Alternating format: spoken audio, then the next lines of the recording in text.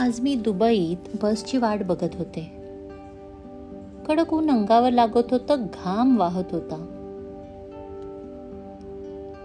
आणि मनात थोडासा त्रासही. कधी वाटतं या धकाधकीच्या आयुष्यात आपण स्वतःकडे पाहायलाच विसरलो आहोत.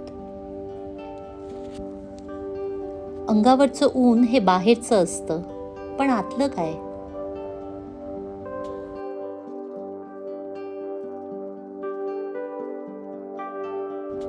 तेवढ्यात माझ्या लक्षात आलं, बस स्टॉप जवळ एक स्वतंत्र AC वेटिंग एरिया आहे.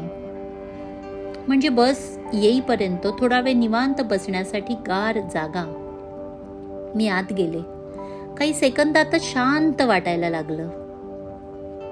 बाहेरचं ऊन तेच होतं, पण जागा बदलली आणि जणू मनाची अवस्था सुद्धा. त्या क्षणी आठवलेले काही शब्द, I am sorry, please forgive me, thank you, I love you.